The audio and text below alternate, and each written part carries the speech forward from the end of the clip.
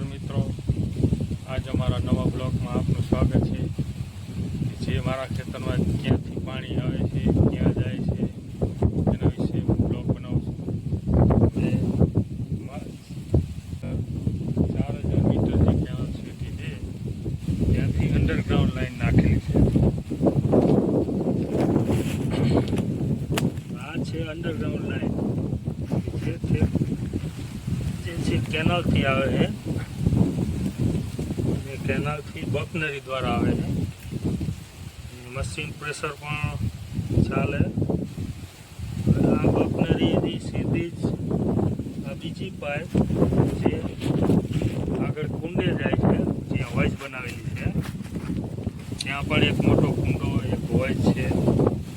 અને એ વોઇસથી અહીંયાથી મશીન મૂકીને ખેતરની અંદર પિયત કરવામાં આવે છે. અને આ જો આની અંદર દેડકો પણ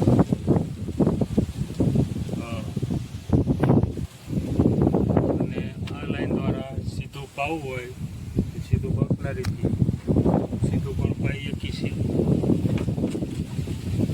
તો ચાલો હું તમને કુંડો બાજુ બતાવું કે જ્યાં પાણીનો સ્ટોક થાય છે અને ત્યાંથી એ પાણી મશીન દ્વારા ખેતરમાં પિયતમાં અપાય છે. ચાલો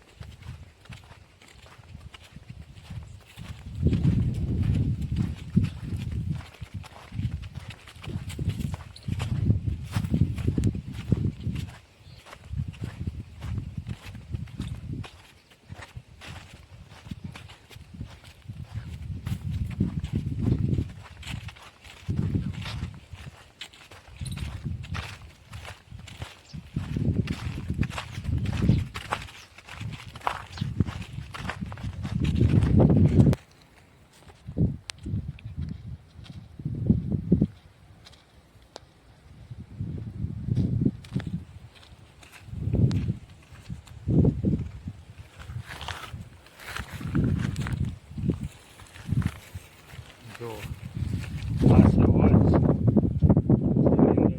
બકનરી ચાલુ નથી કરી, એટલે જે વરસાદનું પાણી છે એનો સ્ટોક પડ્યો છે.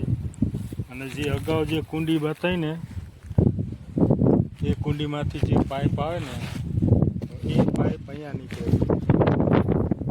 અહીંયાથી પાણી બધું કુંડાની અંદર સ્ટોક થાય છે. એ સ્ટોકને અમે પિયત માટે ઉપયોગ કરી તે જગ્યા પણ હું તમને ત્યાંથી પાણીને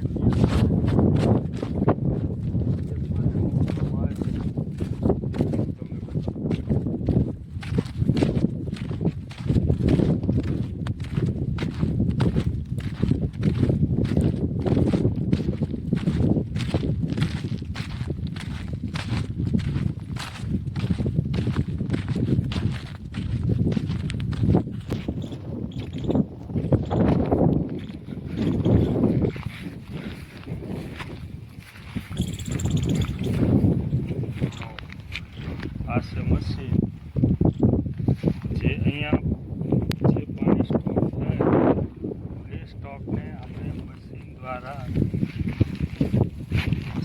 અહીંયા પિયત માટે જેનો ઉપયોગ કરીએ છીએ.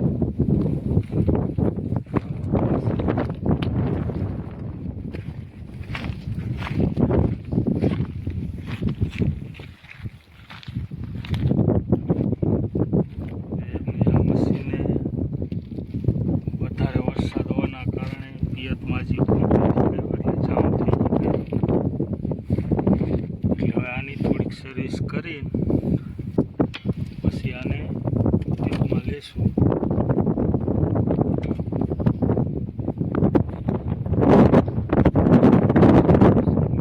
સ્ટોક ખાલી કરવો પડશે.